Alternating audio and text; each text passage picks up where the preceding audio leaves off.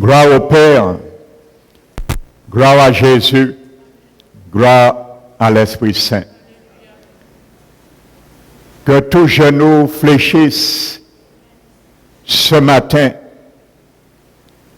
dans les cieux, sur la terre et sous la terre, au nom de ce grand nom, Jésus-Christ de Nazareth. Que tous les dieux de la Guadeloupe se prosternent devant le Très-Haut ce matin,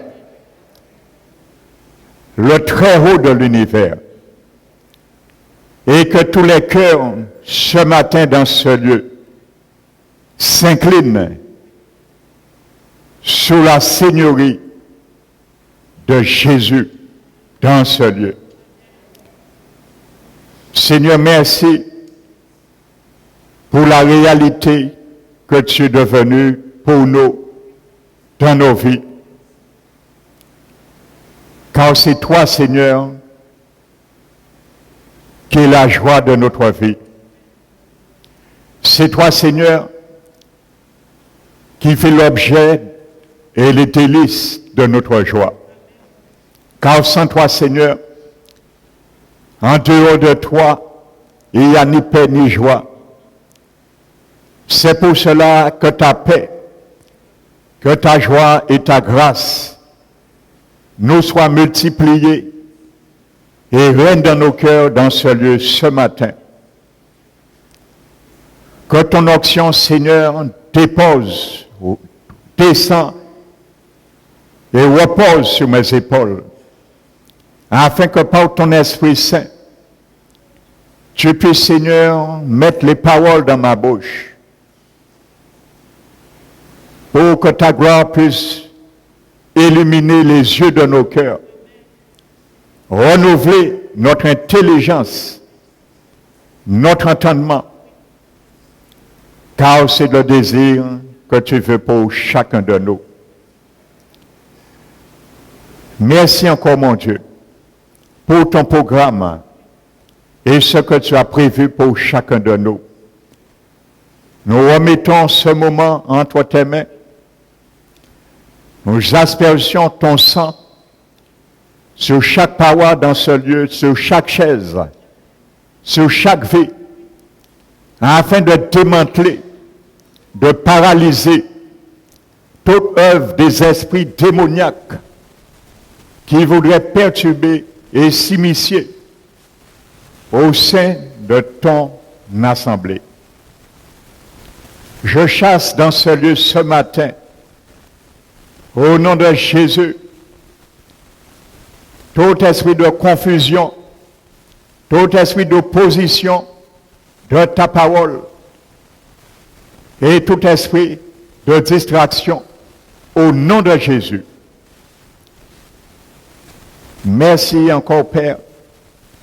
La gloire, l'honneur, la magnificence et la puissance te revient au siècle des siècles et dans toutes les générations.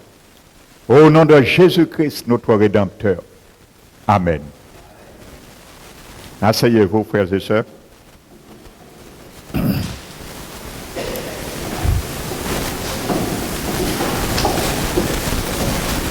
Soyez les bienvenus ce matin, dont je salue ceux et celles que je n'avais pas salués.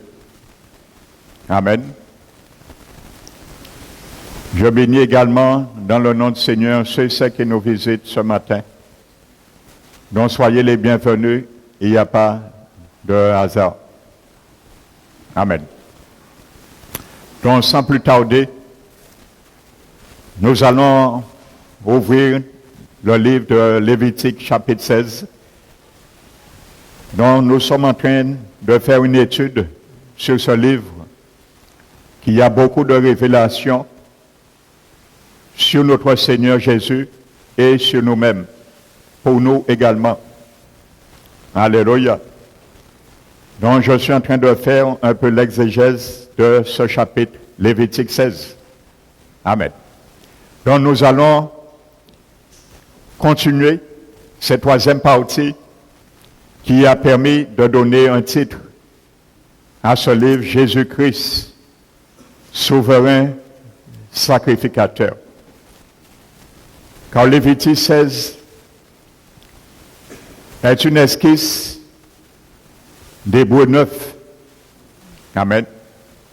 Que nous allons venir ultérieurement. Et également une esquisse pour toi et moi ce matin, dans ce lieu. Alléluia. Nous reprenons Lévitique, le chapitre 16. Nous étions au verset 3.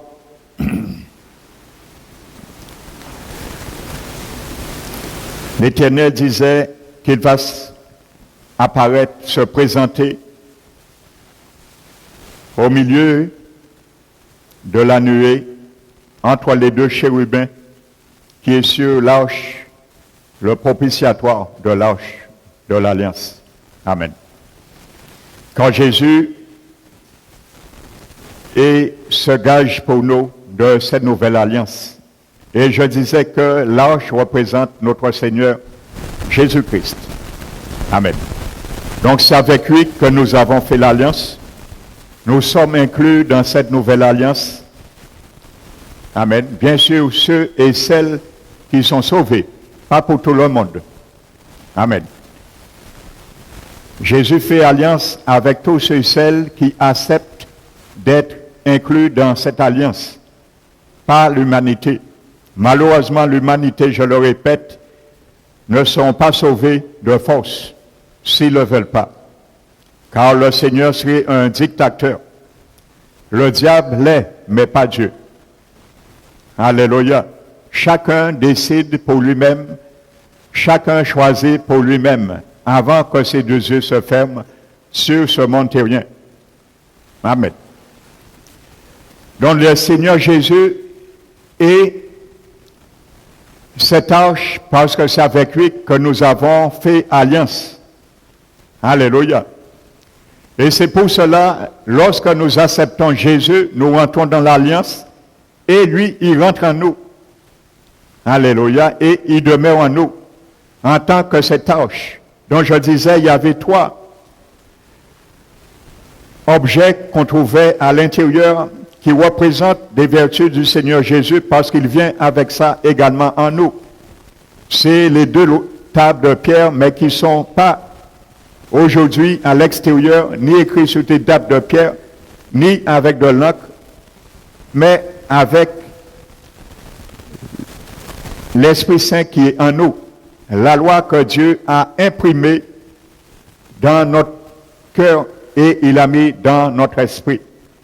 Alléluia. La Vierge d'Aaron également qu'on trouve à l'intérieur représente l'autorité et la puissance de la résurrection de Jésus également. Et la manne représente Jésus qui est également le pain de vie dont nous nous nourrissons chaque jour. Alléluia. La manne a nourri Israël pendant 40 années. Mais Jésus nous nourrit pour l'éternité. Alléluia. Donc celui qui ne mange pas le pain de vie n'a pas la vie éternelle en lui-même. Amen. Donc continuons.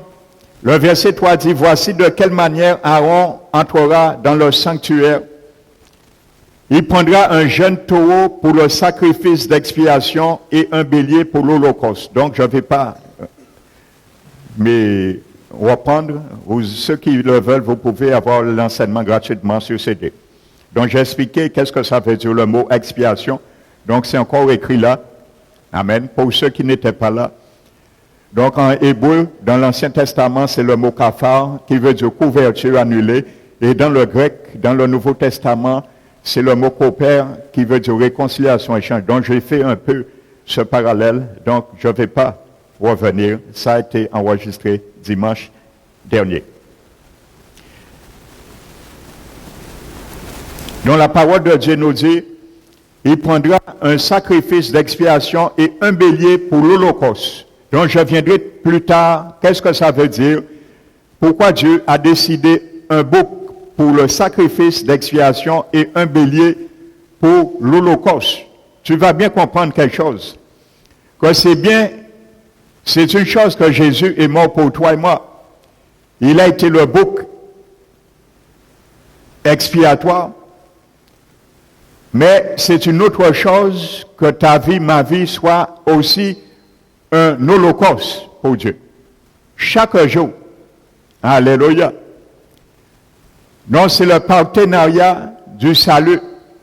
C'est gratuit, mais tu dois l'achever dans ta vie. Alléluia. Donc nous le verrons tout à l'heure. La Bible dit, verset 4, « Il se revêtira de la tunique sacrée de lin et portera sur son corps des caleçons de lin. Il se ceindra d'une ceinture de lin et se couvrira la tête d'une tiare de lin.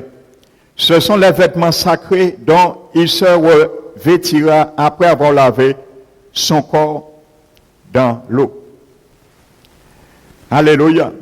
Donc sachez quelque chose, le souverain sacrificateur ne rentrait pas avec son vêtement qui représentait la gloire de sa vie. La gloire de Dieu sur sa vie. Amen. Il devait le retirer et revêtir tout ce qu'il était en lui uniquement en lin. Alléluia. Donc ça représente la pureté. Amen. Et que notre Seigneur Jésus également, il s'est dévêtu de sa gloire, comme la Bible nous le dit. Alléluia. Il ne s'est pas regardé égal à Dieu, comme une proie à arracher. Mais il est venu dans toute sa pureté en tant qu'humain. Alléluia. Donc c'est ça qu'on représente également cette tenue de lin. Alléluia. Regardez Exode 28. Dont l'accent est mis sur sa pureté parfaite du Seigneur Jésus.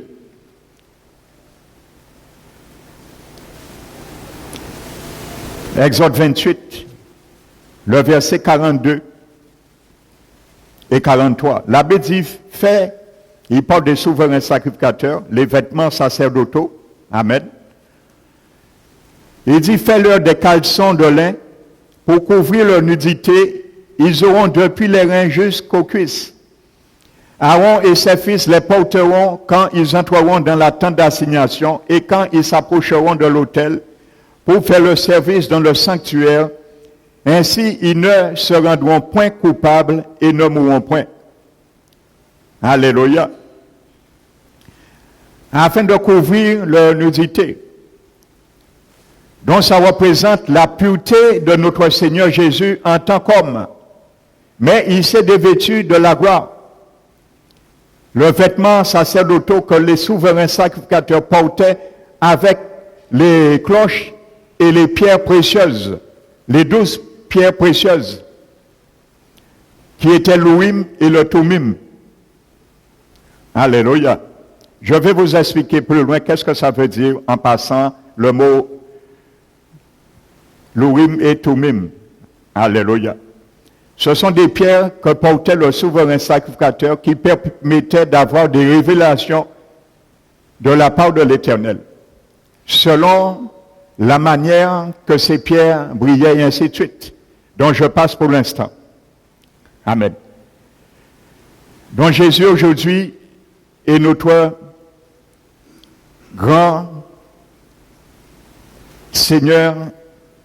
En lui habite toute chose, il a toute la révélation du Seigneur. Verset 5, il recevra de l'assemblée des enfants d'Israël 2 boucs pour le sacrifice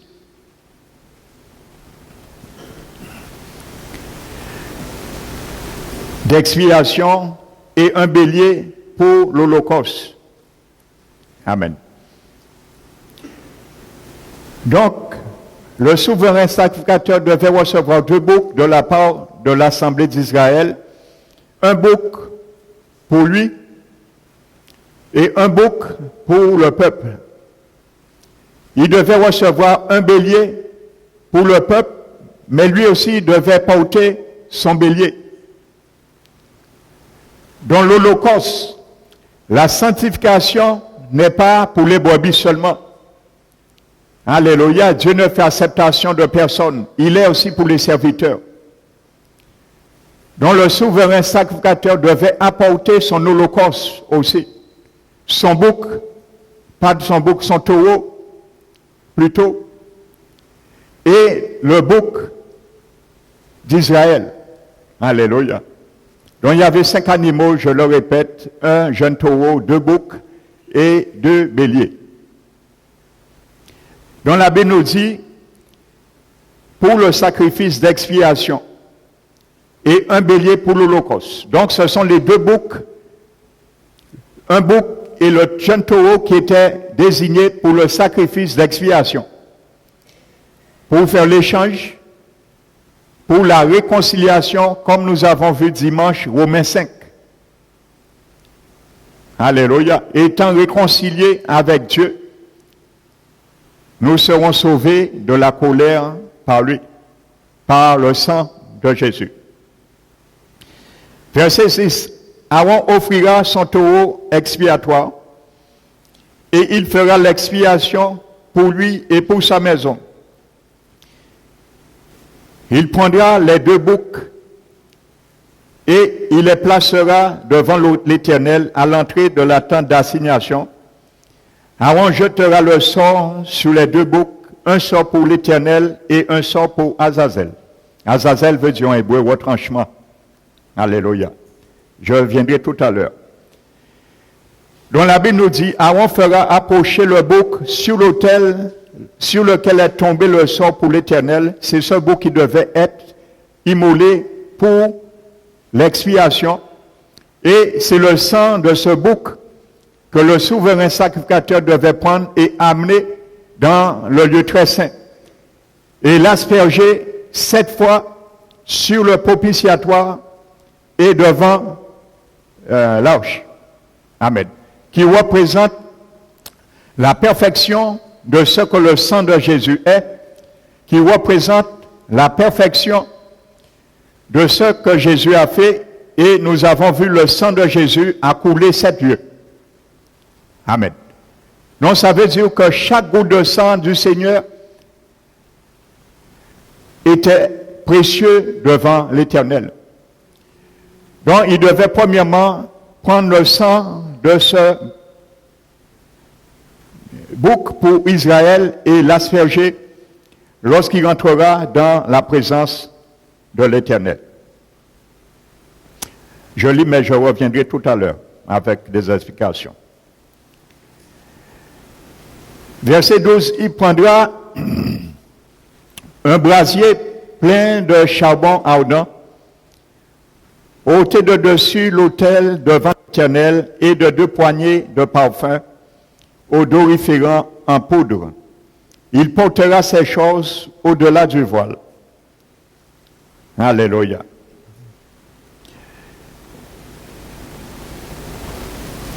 Il mettra le parfum sur le feu devant l'Éternel afin que la nuée du parfum couvre le propitiatoire qui est sur le témoignage et il ne mourra point. Donc le verset 12-13, frères et sœurs, nous dit, remarquez, il ne pouvait rentrer dans la seconde voie sans cet encens, s'élevant en nuée, ce qui en un sens le voilait. Amen. Comprenez bien quelque chose. La première chose, le souverain sacrificateur devait faire, vous savez, le tabernacle, il avait les parvis, il y avait l'autel des holocaustes, où on sacrifiait les animaux, il y avait la cuve d'airain pour la purification. Amen. Et ensuite, il y avait un rideau qui s'ouvrait dans le lieu saint, et il y avait la table de proposition avec 12 pains. On mettait là pour la nourriture des sacrificateurs. Chaque sabbat, ils venaient et ils se nourrissaient. Et il y avait le chandelier à 7 branches.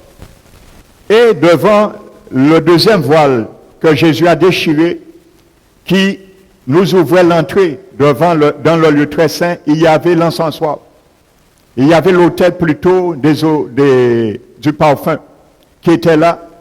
Le but de cet autel, c'était lorsque le souverain sacrificateur rentrait une fois l'année, comme il est là, pendant la fête des expiations, il prenait du charbon dans l'autel des holocaustes, il prenait du parfum et il faisait une fumée de l'encens. Et si il rentrait dans le lieu très saint en ouvrant le voile, il avait oublié de porter l'encensoir avec cette fumée odoriférante, il devait mourir. Alléluia. Donc ça représente les prières des saints et aussi les prières et les supplications de notre Seigneur Jésus. Amen. Qui nous permet de rentrer aussi dans la présence du Père, dans le lieu très saint, lorsqu'il intercède en notre faveur également. Donc la Bible nous dit qu'il devait rentrer, il y aurait une fumée, mais le souverain sacrificateur ne voyait pas encore le Shekinah. Alléluia. Il ne pouvait pas encore voir la présence de Dieu parce qu'il manquait quelque chose. Alléluia. Avant qu'il puisse voir la présence de Dieu, qu'on appelle le Shekinah, la manifestation physique de Dieu sous une forme de théophanie, que Dieu venait sur la nuée, il devait apporter le sang. C'est l'encens plus le sang qui permettait au souverain sacrificateur non seulement de mourir, mais aussi de voir la présence de Dieu sur la nuée, lorsqu'il viendra se présenter et apparaître au milieu du propitiatoire. Alléluia. Donc, il devait premièrement rentrer, la Bible nous dit, il prendra un brasier plein de charbon ardent, verset 12, ôté de dessus de l'autel devant l'Éternel et de 2 poignées de parfum odoriférant en poudre. Il portera ces choses au-delà du voile. Il mettra le parfum sur le feu devant l'Éternel afin que la nuée du parfum couvre le propitiatoire qui est sur le témoignage et il ne mourra point. Alléluia. Vous voyez, les images sont bien explicites. Parce que si la nuée ne couvrait pas la présence de Dieu, le souverain sacrificateur risquait de mourir parce qu'il avait oublié. Il devait ensuite partir et aller prendre le sang. Alléluia. Donc, il rentrait une première fois. Il ouvrait le voile. Il rentrait avec ce parfum, l'encensoir. Et ensuite, il ressortait. Et il allait à l'autel des holocaustes. Il prenait son jeune taureau. Il l'immolait. Il récupérait son sang. Et il rentrait une deuxième fois à travers le voile. Et en l'aspergeant, à ce moment, l'Éternel apparaît devant lui. Amen. Donc, il devait avoir 2 choses, la fumée et le sang.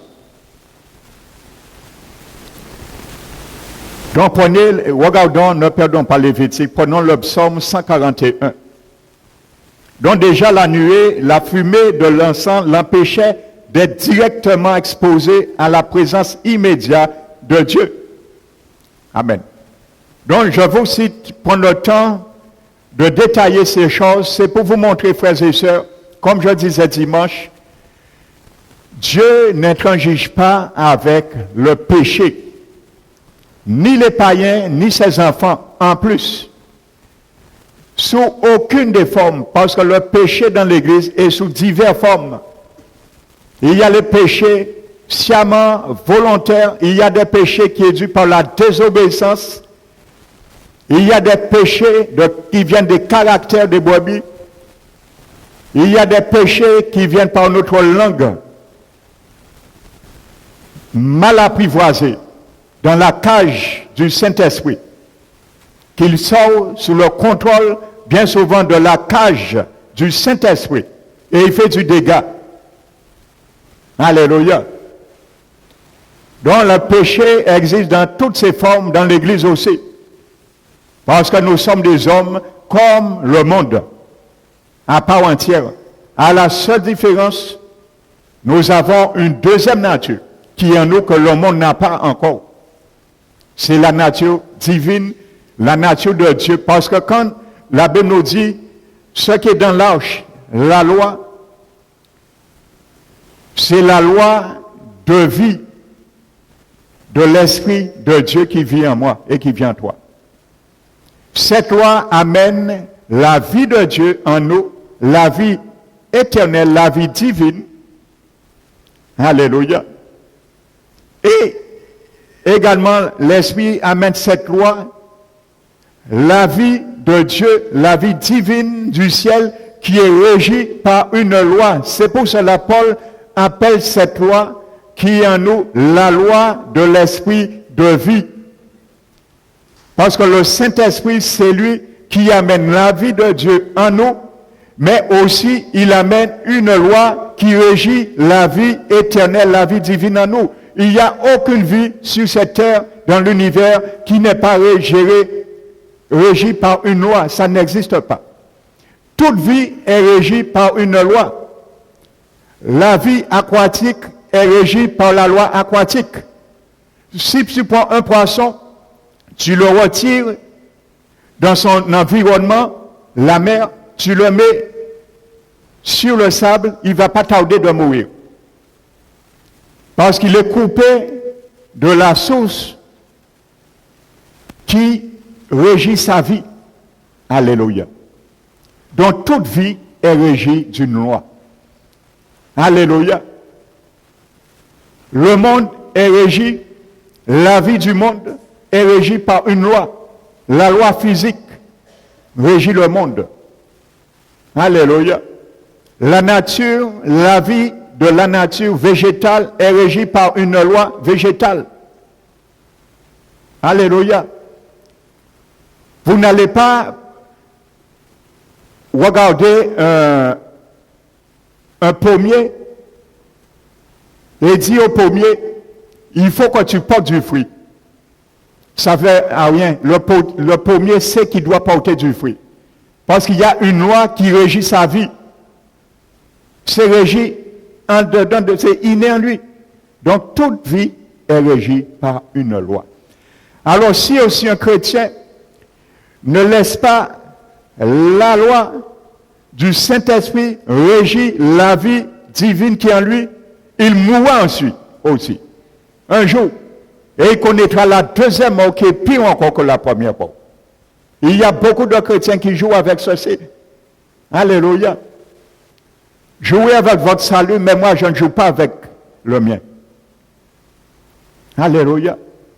Donc c'est ça. Jésus a mis une vie en toi et en moi.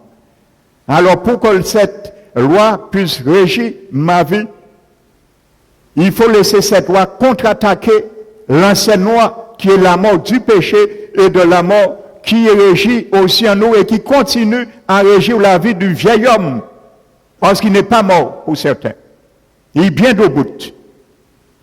Et là nous comprenons, il est mort, il est plus vivant que l'homme nouveau qui est en nous. Alléluia. Comprenez ça, frères et sœurs. Alléluia. Et si nous ne comprenons pas, l'Éternel va nous faire comprendre. Je le répète, la Bible dit, le fouet est pour le cheval et le mort pour l'âne, mais la verge est pour le dos des insensés. Quand tu viens dans la trempe des insensés dans la maison de l'Éternel, il va prendre lui-même son fouet. Ce n'est pas le pasteur qui va prendre son fouet. L'Éternel lui-même. Il prendra le fouet pour ton dos. Parce que c'est ça qui est bon pour nous. Le fouet est pour le dos des insensés. C'est ce que dit la Bible. Alors prenons garde. Alléluia. La manière que nous prenons, nous entendons, nous écoutons et nous interprétons la parole de l'Éternel. Amen.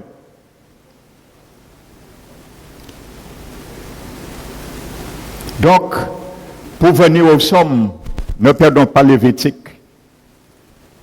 Le psaume 141.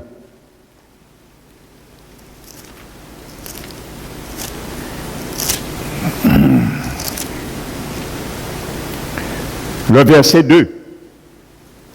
Que ma prière soit devant ta face comme l'encens. Prête l'oreille à ma voix quand je t'invoque. Alléluia. Donc l'encens représente la prière. La prière. Alléluia. Et vous savez, lorsque le Seigneur intercède en notre faveur, le souverain sacrificateur représente le Seigneur qui est rentré intercéder aussi en notre faveur. Amen. Et la Bible dit, ça représente aussi, la Bible a dit que Jésus, dans les jours de sa chair, a présenté. Amen. Il a présenté. Donc le Seigneur Jésus aussi, il a présenté comme de l'encens. Alléluia. Parce que le brasier que le souverain sacrificateur prenait et la poudre pour faire une fumée odoriférante représente le feu de l'autel qui embrasait la colère de Dieu sur notre Seigneur Jésus, mais conjugué avec sa pureté est venu comme une bonne odeur et le Seigneur l'a accepté. Le Père, la Bible dit que Jésus, dans ces jours de sa chair, a présenté. Alléluia. Nous avons vu Hébreu. La Bible dit, Jésus dit à son Père, tu n'as voulu ni offrande, ni sacrifice, ni holocauste et sacrifice pour les péchés. Mais tu m'as fait un corps et je suis allé pour toi. Pour satisfaire ta volonté. Amen. Il a présenté avec cris et grands larmes des prières et des supplications à celui qui pouvait le sauver de la mort. Alléluia. Donc il a présenté aussi ceci. Et il a été exaucé à cause de sa piété. Alléluia. À cause de sa piété. Pas à cause il était le Fils de Dieu. Hein. Loin de là. Du fait qu'il était le Fils de Dieu, la Bible dit, il a appris l'obéissance par les choses qu'il a souffert. Donc tu es le Fils de Dieu, mon frère, ma soeur. Je suis un Fils de Dieu. Tu es une fille de Dieu. Donc tu dois apprendre à obéir Dieu à la loi qui régit nos vies, par aussi la souffrance quand il le faut. Parce que Dieu régit notre vie parfois par la souffrance. Amen. Mais nous n'aimons pas la souffrance. Alléluia, parce que nous n'aimons pas taire notre bouche parfois. Ça fait souffrir intérieurement. Alléluia, mais c'est une forme de l'encens. Voici une belle fumée que tu répands devant l'Éternel. Quand tu viens intercéder, l'Éternel te dit, laisse-moi sentir la fumée de ton cœur, de tes lèvres. Quand tu vas commencer à ouvrir la bouche devant le trône de grâce, l'Éternel va te dire, arrête ma fille, arrête mon fils. Ça sent mauvais. C'est pas de l'encens, ça. Ça sent mauvais, arrête. Ça, c'est du miel que tu as mis à l'autel. Parce que lorsqu'on met du miel à l'autel, ça brûle, ça devient noir et ça sent mauvais. C'est pour ça que Dieu avait interdit de mettre le miel dans tout sacrifice consumé par le feu. Dieu a toujours interdit ça. Parce que ça devenait noirâtre, ça coulait et ça sentait. Tandis que l'encens était noir, il n'y avait rien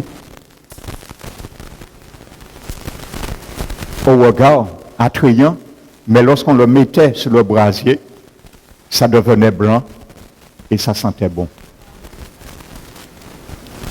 Voici l'odeur et l'apparence du cœur et de nos lèvres quand nous venons devant le trône que Dieu demande et cherche.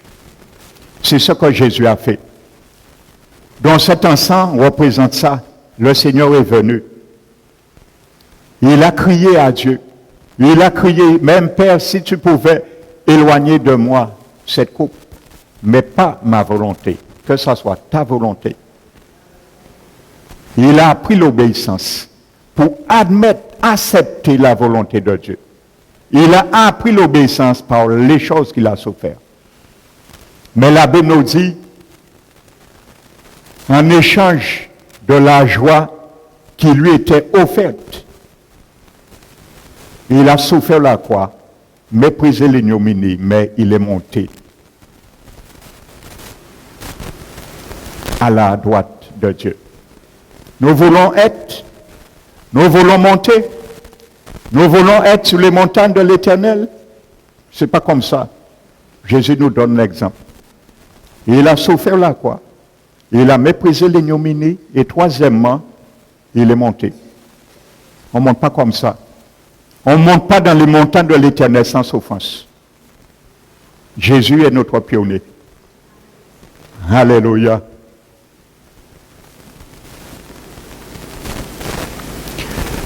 Donc, Apocalypse, prenons Apocalypse chapitre 8.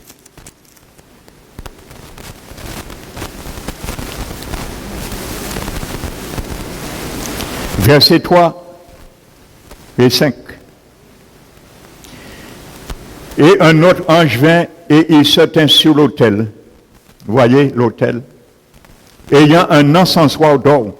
C'est ce que le souverain sacrificateur rentrait dans sa main avant de rentrer avec le sang au lieu très saint. Apocalypse chapitre 8, versets 3 à 5.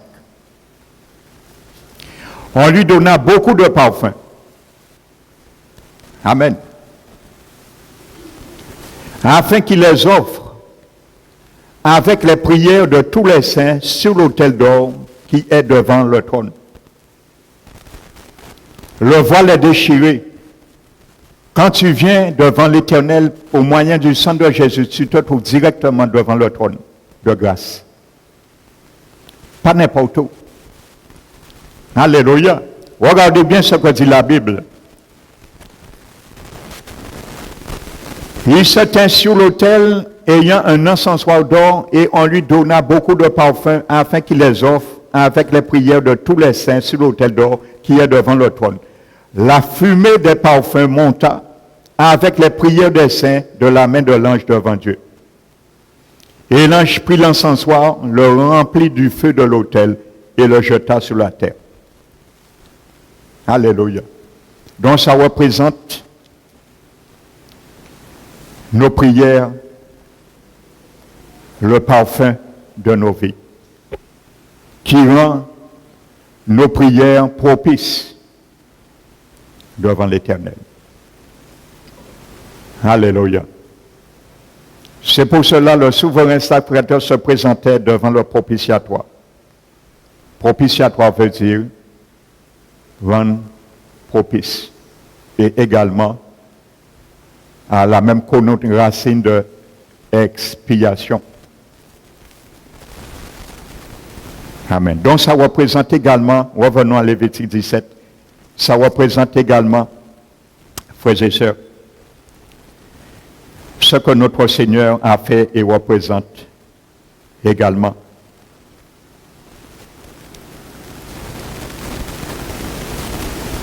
Amen. dont le sang devait être appliqué sur le côté du propitiatoire qui correspond au côté par lequel approchait le sacrificateur et qui devait en asperger également cette fois.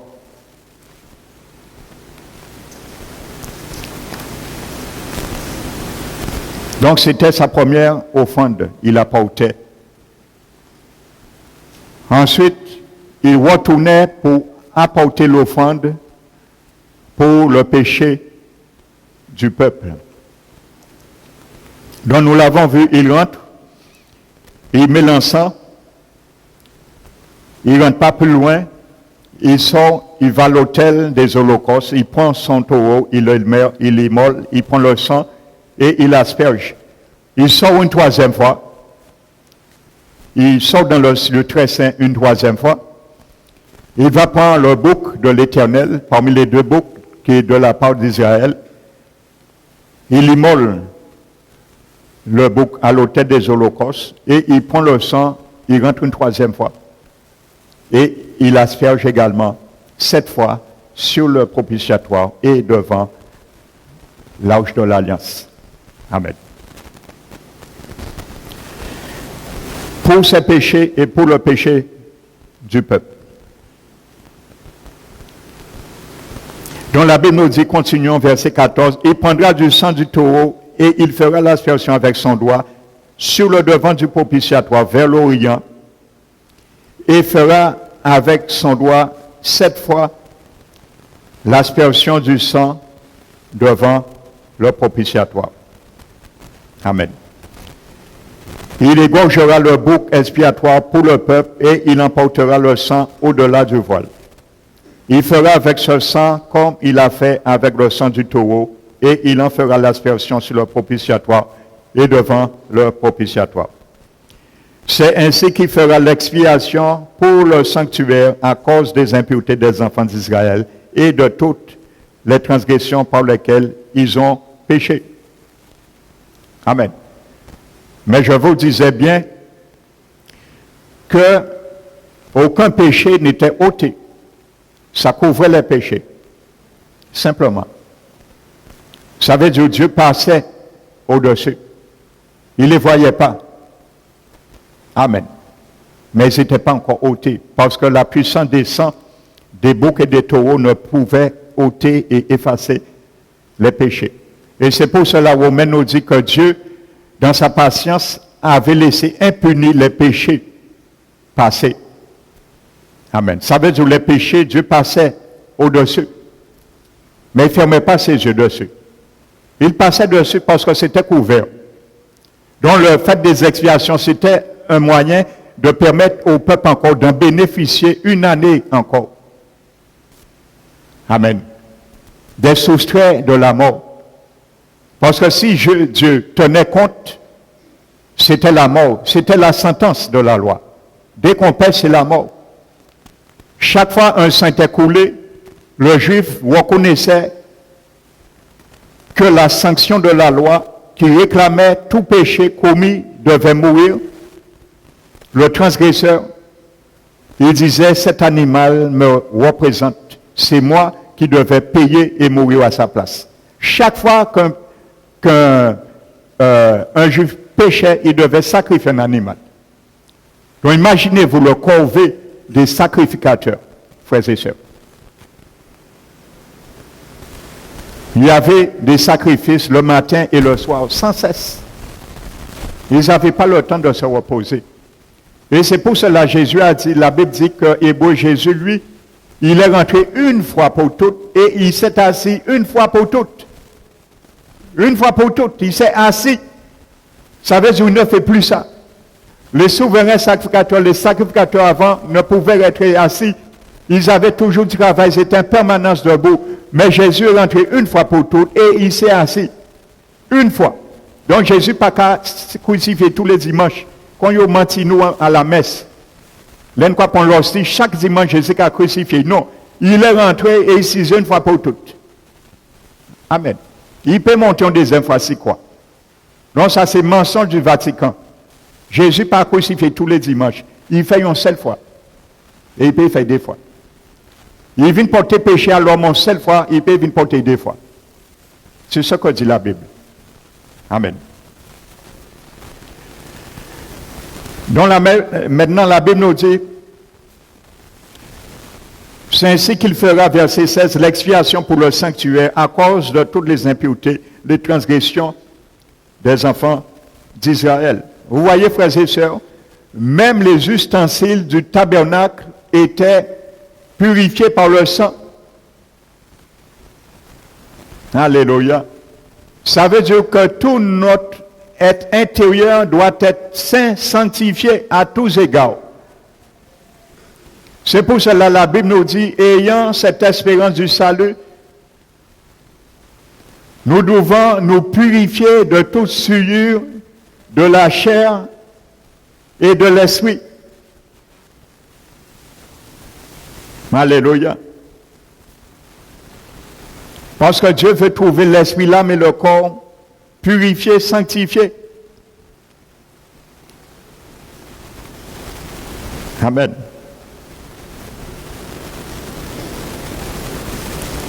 Donc tout était purifié.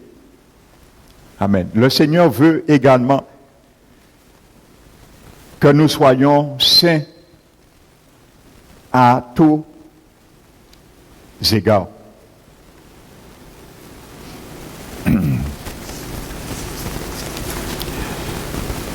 Amen. La Bible dit, il n'y aura personne, verset 17, dans la tente d'assignation lorsqu'il entrera pour faire l'expiation dans le sanctuaire, jusqu'à ce qu'il en sorte.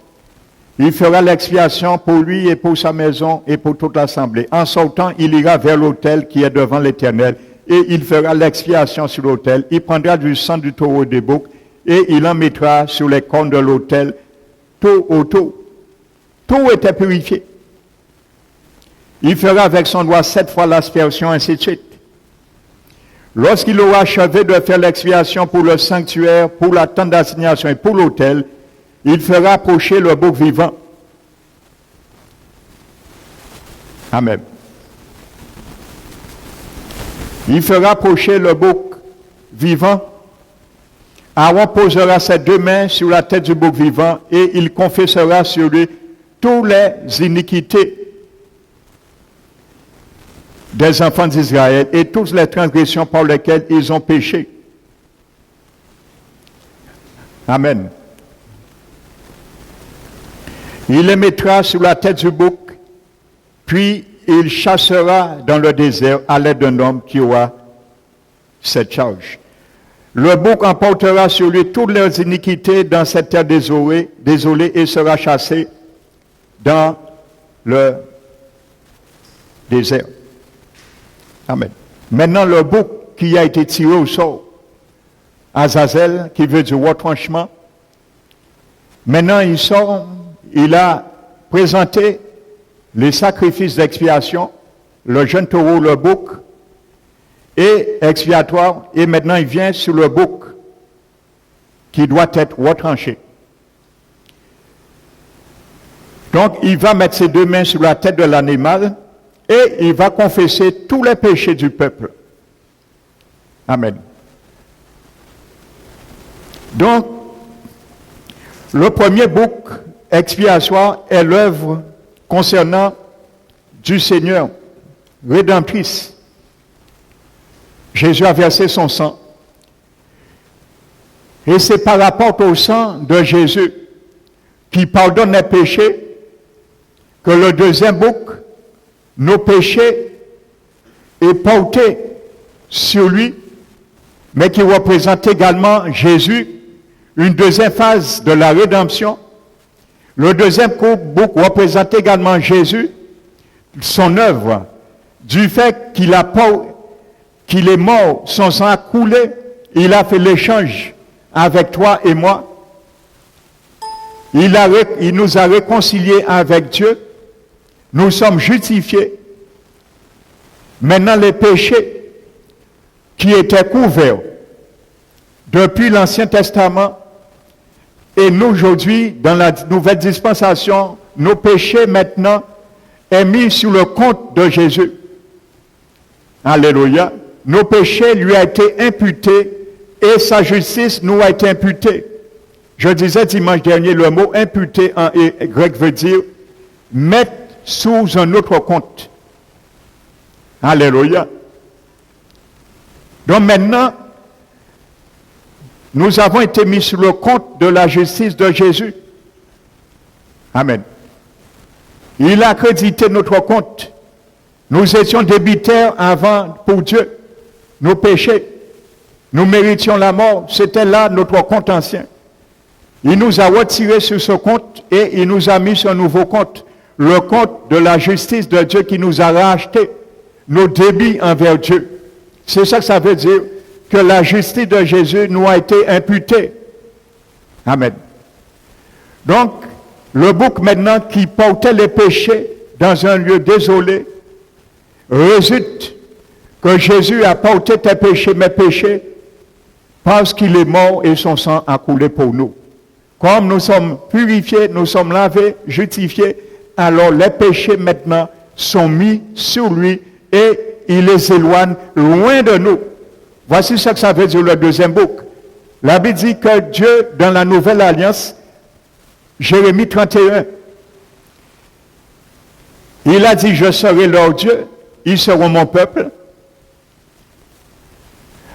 parce que j'aurai pardonné leurs iniquités et je ne me souviendrai plus de leurs péchés.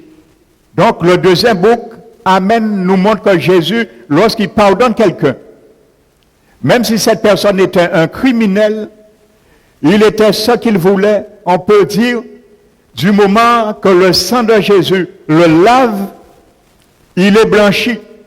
Si ses péchés étaient comme le cramoisi noir, comme le poutre, il est blanc comme la neige et comme la laine. Donc c'est ça. Automatiquement, il prend nos péchés et il les a portés sur la croix. La Bible dit, lui qui n'avait pas péché, Dieu l'a fait pécher pour moi et toi. C'est ça. Donc le deuxième bouc portait les péchés de Jésus, pas de Jésus. Jésus portait à travers ce deuxième bouc nos péchés et il les éloignait loin de nos vies.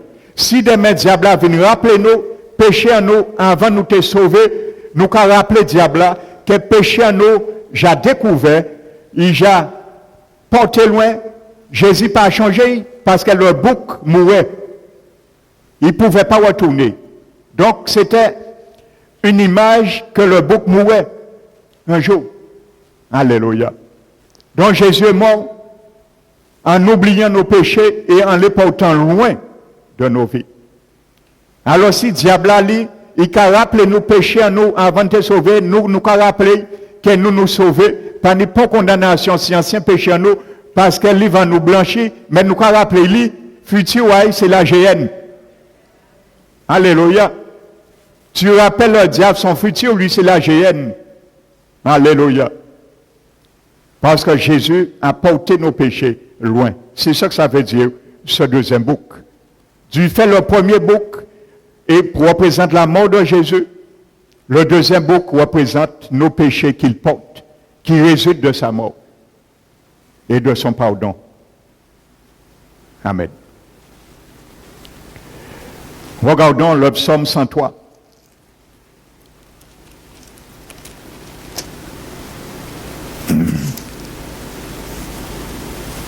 Psaume 103, verset 12.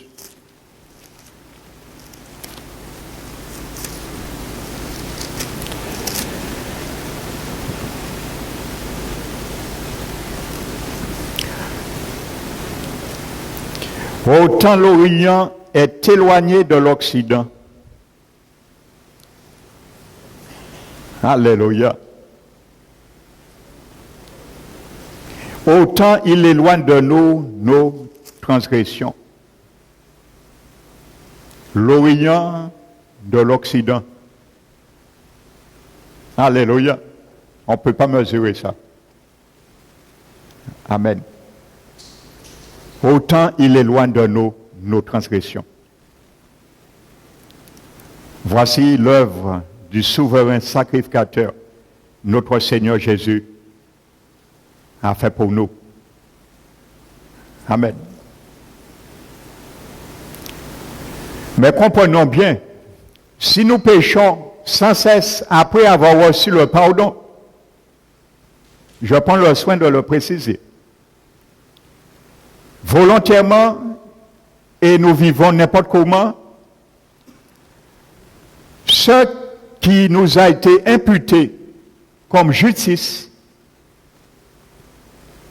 peut être ôté également. Alléluia.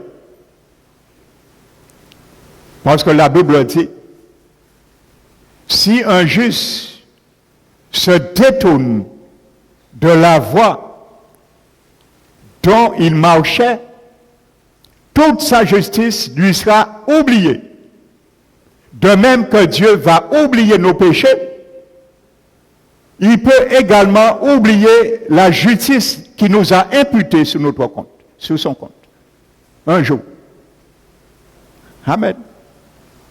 De même que le Seigneur oublie nos transgressions de l'Orient à l'Occident, il peut oublier notre justice un jour de l'Orient à l'Occident. Et s'il oublie notre justice, il oublie ce que sa mort a pourvu et prévu pour nous. Nous retombons sur l'ancien compte débiteur que nous étions pour Dieu. Nous quand vous mettez vieux compte en nous. Et quand vous mettez aussi vieux compte là nous tailler. Alléluia. Donc comprenons bien ça. Parce que l'hébreu est clair.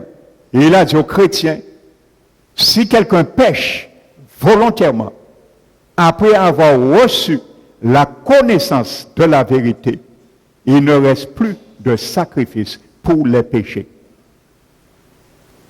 Ça veut dire Jésus parle encore. À un moment donné, Jésus n'est plus là. Son sang ne parle plus en notre faveur. À un moment donné, le sang de Jésus, qui est vivant, parce que le ciel nous montre le sang de Jésus, est vivant. Il est un témoin oculaire et auriculaire. Alléluia. À un moment, le sang ne pourra rien faire. Et nous demeurons dans nos péchés. Lorsque nous allons prendre Dieu pour un bonbon et faire de sa grâce une dissolution de vivre dans le péché. Parce qu'on l'autre chrétien, je la fait. Surtout les églises, pasteurs, qui ont péché, qui ont chrétien péché, pas de salut à eux. Eh bien, le diable a fauté main dans de telle église, dans de tel enseignement. Et c'est là qu'il fait le péché. Et qu'il dit péché, pas ni pour condamnation pour péché. Péché en quel cas, pas ça, c'est moi qui a inspiré pasteur doctrine à ça. Pas sans qu'il n'y ait un jour. Ah, mais non enseigne ça aux chrétiens. Qu'on peut jamais faire ça, on peut pécher, faire ça au vide.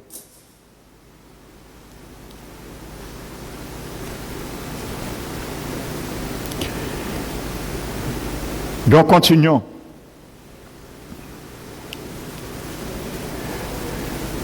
Lévitique 16. Donc, ce bouc représente le deuxième aspect de notre Seigneur, ce que son pardon a fait et la rédemption a prévu pour nous.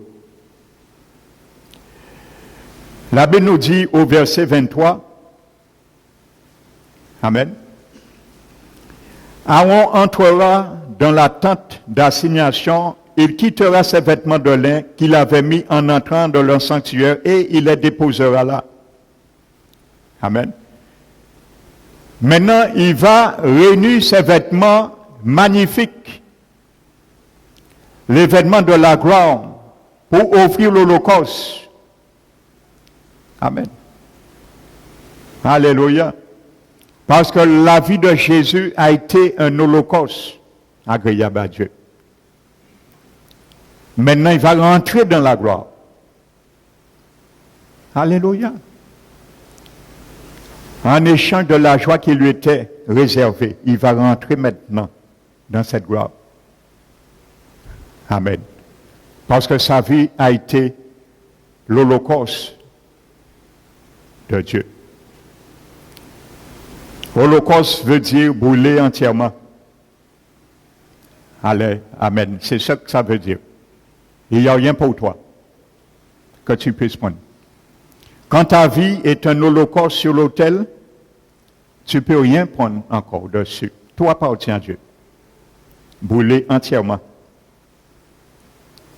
Amen.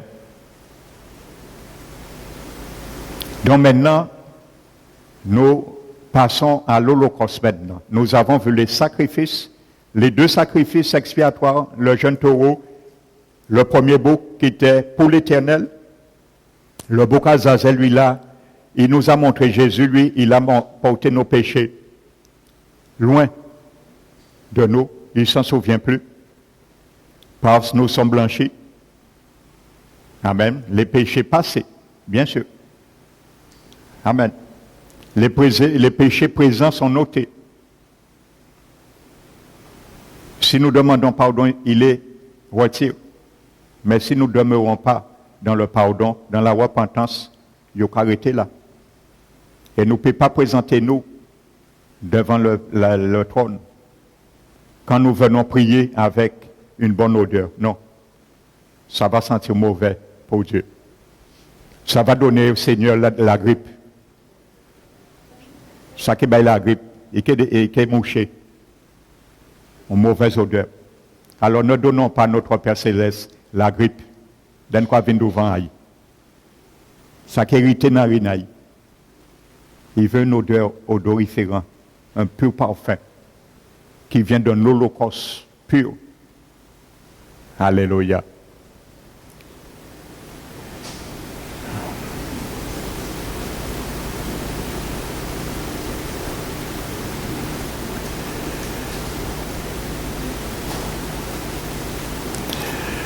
Dans la Bible dit maintenant, verset 23, Aaron entrera dans la tente d'assignation et quittera ses vêtements de lin qu'il avait mis en entrant dans le sanctuaire et il les déposera là.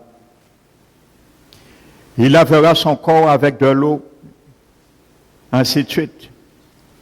Puis il sortira, offrira son holocauste et l'holocauste du peuple. Il fera l'expiation pour lui et pour le peuple. Il boulera sur l'autel la graisse de la victime expiatoire. Amen. Donc maintenant, la Bible nous montre que Jésus a été le souverain sacrificateur, amené aussi un bélier pour l'Holocauste. Pour lui, mais il a amené un deuxième bélier pour l'Holocauste également du peuple.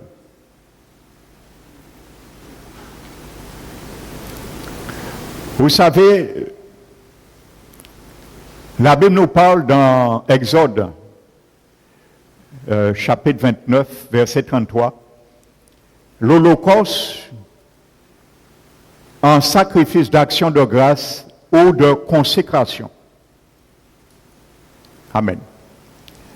Voici de ce que parle maintenant cet holocauste-là. Pour le souverain sacrificateur et pour le peuple. Maintenant, quand tu es pardonné, quand Jésus a porté tes péchés, quand il t'a lavé, il a mis ses péchés loin, maintenant, tu dois consacrer ta vie à Dieu maintenant, comme un holocauste. Car Jésus l'a fait pour nous avant. Notre vie doit être donnée sans cesse à Dieu des actions de grâce. C'est ça que ça veut dire l'holocauste. Maintenant, nous parlons là. Un holocauste d'action de grâce et de reconnaissance, mais aussi de consécration. Amen.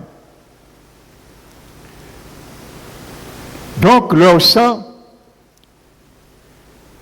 ne devait pas être porté dans le lieu très saint, mais ils étaient mis sur l'autel et ils étaient brûlés par le feu. Amen. Dans les notés Exode 29, 33, vous allez lire l'holocauste de consécration. Dont la Bible nous dit, c'est ainsi, ils feront l'expiation. Mais les béliers n'étaient pas prévus pour l'expiation. Les deux animaux, c'était le jeune taureau et le premier bouc de l'Éternel. Donc quand la Bible nous dit, Aaron, Dieu dit à Aaron, c'est ainsi qu'il fera l'expiation lorsqu'il aura immolé les deux béliers, c'est pour achever l'expiation. Donc Jésus a souffert pour toi. Il a été immolé, son sang a coulé. Il est mort pour toi et moi. Mais tout le reste de ma vie, de ta vie, tu dois achever l'expiation à travers les deux holocaustes. C'est ça qu'il faut comprendre. Tu ne dois pas te contenter, je ne dois pas me contenter, Jésus est mort et c'est fini. Il sauve moi et en cas fait ça en V, non. En cas arrêté dans le monde. Mais s'il sauve moi, il tire moi dans le monde. Moi pas arrêté en trafic à le monde. Donc si je t'en sauvé, je retourne, je reste dans les choses du monde, les convoitises du monde, ainsi de suite. Je ne suis pas un holocauste. Et je n'achève pas non plus l'expiation que Dieu a fait pour moi. Il y avait les sacrifices d'expiation, il y avait aussi les béliers. Il n'y avait pas de jeune taureau sans bélier et il n'y avait pas de bouc sans bélier. Donc il n'y a pas de pardon, il n'y a pas de mort sans engagement. Comprends ça ce matin. La mort précède l'engagement. L'engagement, c'est l'holocauste, le bélier. Une offrande, un sacrifice de consécration, ta vie à Dieu. Amen. Donc, si tu peux prendre un engagement, il faut que tu sois mort avant de prendre un engagement vers l'Éternel. Alléluia. L'Holocauste ne venait pas avant. Le sacrifice expiation venait avant l'Holocauste. Amen. Et il y a dans le monde également beaucoup de jeunes veulent se consacrer, prendre des engagements avec Dieu, envers l'Éternel, mais ils ne sont jamais morts. Tu ne peux pas prendre aucun engagement vers Dieu si tu n'es pas mort. Alléluia. Le sacrifice d'expiation passe avant. Il faut que tu meurs avec Jésus. Parce que le jour qu'il est mort, nous étions avec lui. Quand il est ressuscité, nous étions avec lui. Amen. Donc c'est un peu aussi l'engagement à travers le baptême d'eau. Nous ne pourrons prendre aucun engagement avec le Seigneur si nous ne sommes pas morts. La mort précède l'Holocauste. Amen. Les gens veulent faire de bonnes œuvres, ils veulent faire des choses. Alléluia. Ils veulent faire beaucoup d'associations pour l'Éternel dans le monde, je parle bien sûr. Non. Il n'y a aucun parfum agréable à travers ces choses. Même si ce sont des associations, œuvres, charité de l'humanité, c'est loi devant Dieu. Et Dieu accepte de telles associations. Mais ça ne donne pas aucun engagement vers Dieu, parce que nous ne sommes pas morts avant. Dieu doit nous voir morts avant de prendre quoi que ce soit. Avant de nous engager avec lui de quoi que ce soit, il doit nous voir morts. Alléluia. Et c'est pour cela, parfois Dieu, pour les chrétiens, voit le vieil homme est vivant encore. Et tant le vieil homme ne va pas mourir, nous ne pourrons non plus prendre aucun engagement vers l'Éternel, comme il faut. Il faut que nos vies soient consacrées. Paul nous le décrit dans Romains 12. Alléluia.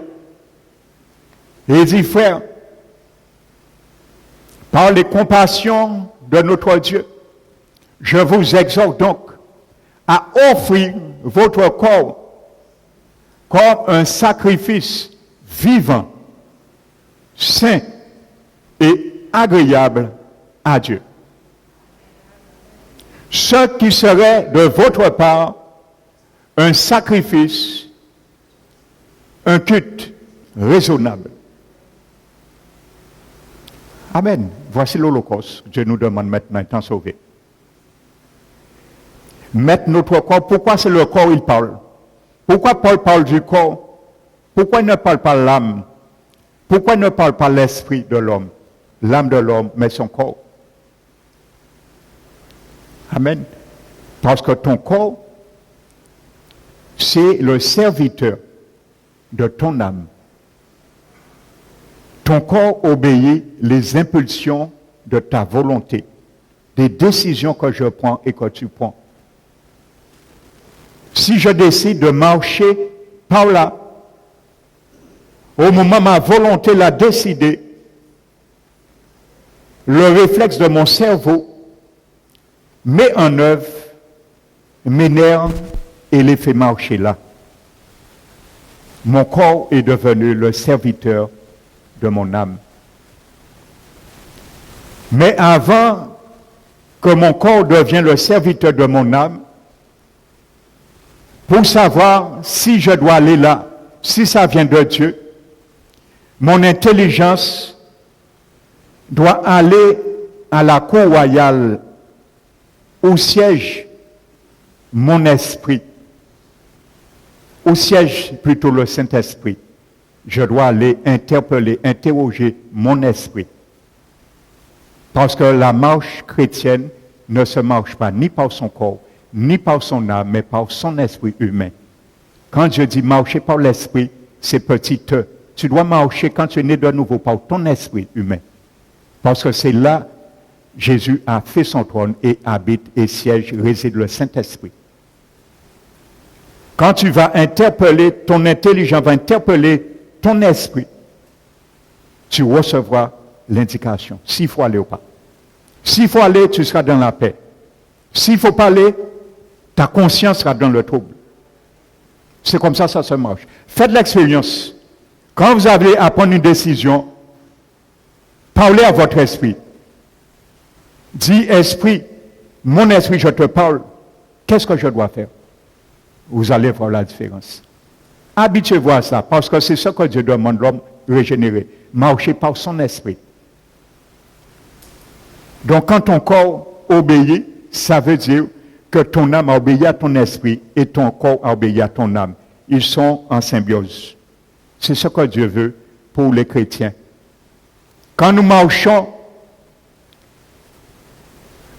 n'importe comment, ça veut dire que nous n'interrogeons pas notre esprit, mais nous interrogeons notre âme.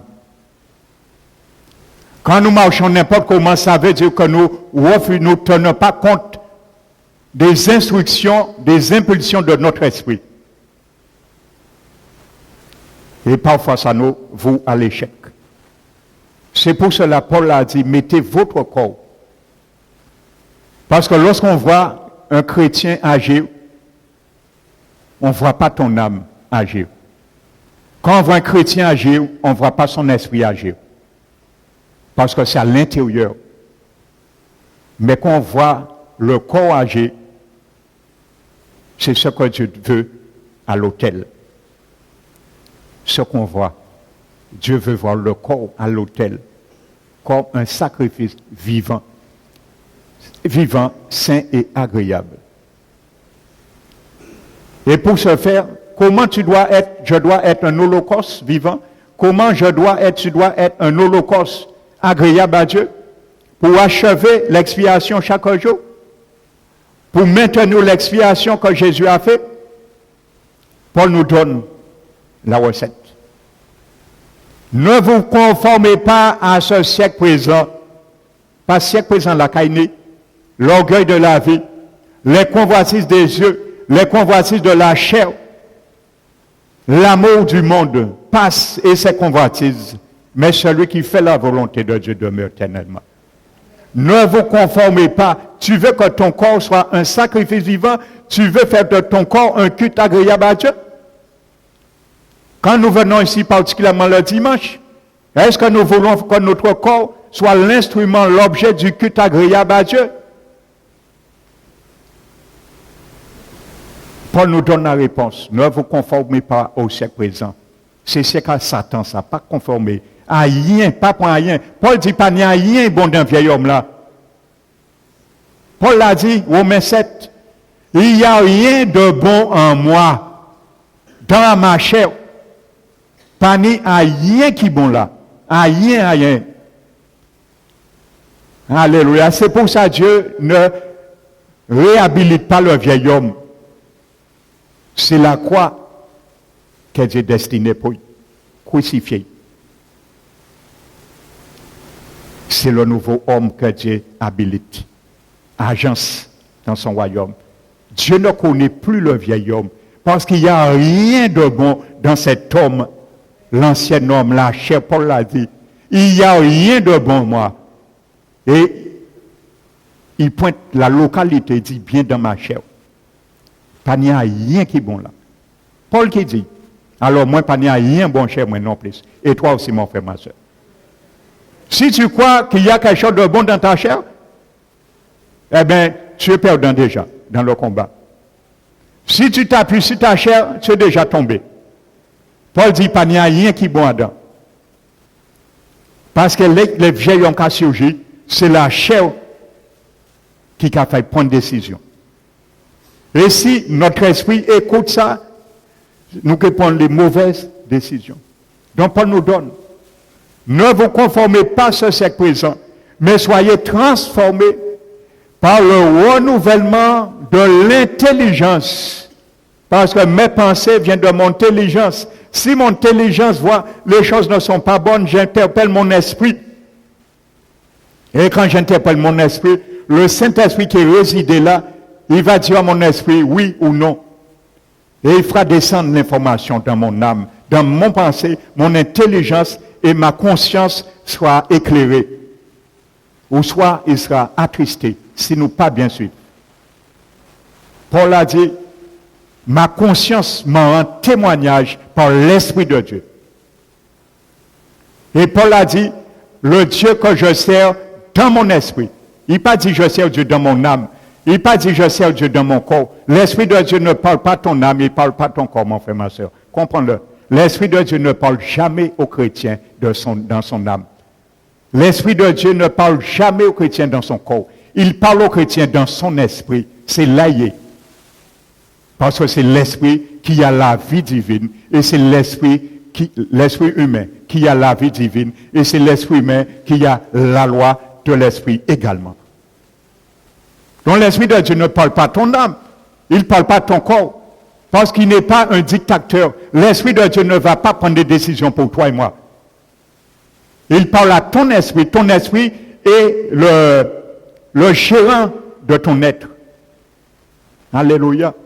Il accepte, il donne les informations qui viennent d'en haut, du Saint-Esprit, qui viennent de la loi du ciel et qui dépendent de la vie du ciel.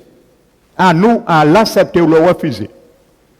Si nous acceptons, gloire à Dieu. Si nous refusons, nous péchons.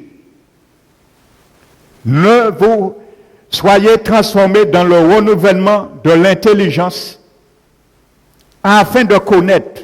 À ce moment, tu peux connaître, je peux connaître. Pas avant. Beaucoup cherchent la volonté de Dieu n'importe comment. On ne trouve pas la volonté de Dieu dans un casino. Hein. On ne trouve pas la volonté de Dieu dans jouer l'auto. Hein. On ne trouve pas la volonté en allant voir garder des affaires. On ne trouve pas la volonté d'aller gratter. Ainsi de suite. On trouve la volonté de Dieu lorsqu'on s'exerce dans la transformation, le renouvellement de l'intelligence. On trouve et on décrypte la volonté de Dieu. La Bible dit ce qui est bon, agréable et parfait. Comme ça, quand Dieu voit un tel chrétien, c'est là qu'il devient l'Holocauste. Et le Seigneur se plaît. Il se réjouit. Il dit oui, ton sang coulé pour lui, ton sang coulé pour elle, je me réjouis. Parce que ça, c'est un holocauste. C'est un sacrifice de consécration. Alléluia. Consécration pour moi. Sa vie est consacrée. Ses pensées sont consacrées. Son langage est consacré. Son âme est consacrée. Son être est consacré à tous égards. Ce sont des filles comme ça que je viendrai chercher. Parce qu'il laisse l'œuvre du Saint-Esprit sanctifier son esprit, son âme et son corps pour que le jour que je vienne, il soit irrépréhensible dans ma venue. Alléluia. Donc voici cet holocauste que Dieu cherche, frères et sœurs. Amen. Un holocauste agréable, vivant, saint à Dieu. Amen. Vous comprenez pourquoi Jésus n'est pas encore retourné? Nous préparer, hein? Parce que Jésus, en âme et conscience, t'es qu'à venir jour là, en passant combien parmi nous qui t'est décollé? En force ailleurs. Alléluia. Si Jésus vient maintenant, la trompette sonne, mon frère, ma soeur. Interprète-toi. Est-ce que tu peux dire que tu serais décollé? Si la trompette est sonné, les anges t'ont venir chez nous. Est-ce que ton bon nous t'es à ce moment-là, il t'est compagnon sauvé, t'es ouvert. Et nous vivants, est-ce que nous t'es échangé en un clin d'œil? Ou bien, tu niveau, la moitié peut-être de monde qui a parti, surnaturellement là, donc on se posait, qu'est-ce qui se passe? Que le nom du Seigneur soit glorifié. Dimanche dernier, nous allons entendre la deuxième partie de ce livre Lévitique 16. Nous allons nous mettre debout, frères et sœurs. Nous allons remettre notre Seigneur. Nous allons prier. Mettons-nous debout, fermons les yeux.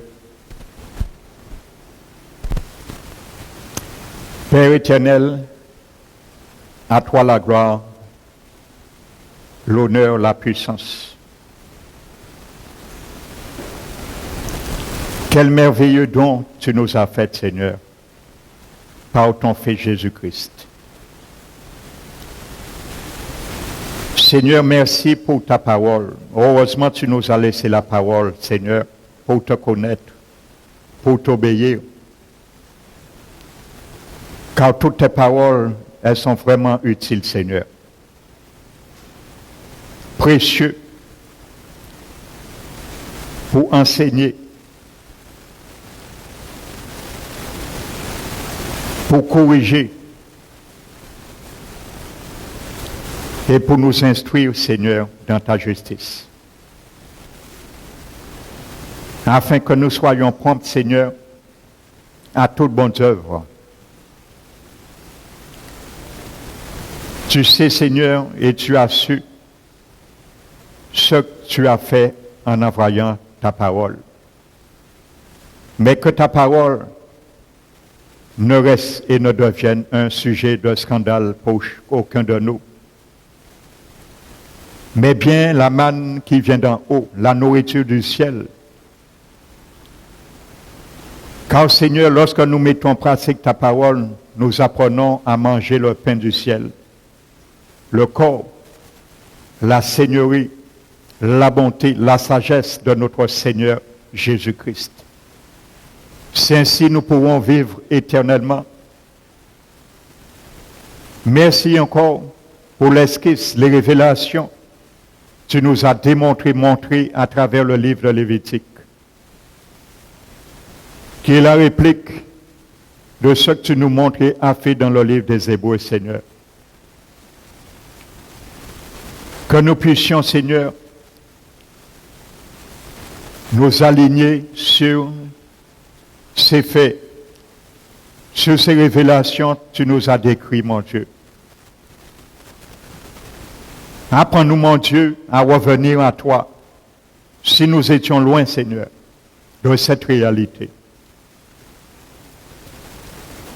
Nous te remercions et nous nous réjouissons, Seigneur, c'est un sujet de joie, de réjouissance, d'apprendre et de connaître, de savoir que tu as emporté nos péchés loin, Seigneur, à travers ce deuxième bouc, et tu t'en souviens pas, car ça faisait partie des clauses de ta nouvelle alliance. Mais tu ne voudrais pas, Seigneur, que nous tombions sur le penchant de l'ancienne alliance, ou que ton peuple, après les avoir fait sortir à main forte en Égypte, ils se sont révoltés contre toi et ils ont violé ta loi, Seigneur. Merci encore, Seigneur, pour le parfum de Christ dans nos vies. Tu nous demandes d'être vraiment un parfum qui se répand en tout lieu parmi des hommes. Que nous gardions et nous demeurons dans ce parfum. Que nous continuions à nous rapprocher de notre Seigneur, parce que plus nous nous rapprochons de lui, parce que nous avons goûté sa bonté, nous nous rapprochons devant le trône de grâce, comme tu nous l'as montré dans ta parole. Ma prière que chacun de nous, que nos prières quotidiennes demeurent comme l'encens, une fumée agréable, odorisante, devant toi, Seigneur, devant tes narines. Seigneur, merci encore de venir comme nous dans un corps mortel pour porter nos péchés. Et étant, Seigneur, réconciliés avec Dieu, nous aurons la vie aussi par toi, Seigneur. Nous remettons, Seigneur, ton peuple entre tes mains. Que nous ne retombions pas, Seigneur, sur le compte que nous étions avant d'être sauvés, devenus créditaires encore devant toi. Mais nous restions nos vies cachées en toi, Seigneur. Merci, mon Dieu, que nous passions une bonne fin de journée sur l'écho de la révélation de tes paroles. Merci encore pour ton Esprit Saint parmi nous. C'est au nom de Jésus-Christ, Père, nous t'avons prié et te remercions. Amen. Nous allons maintenant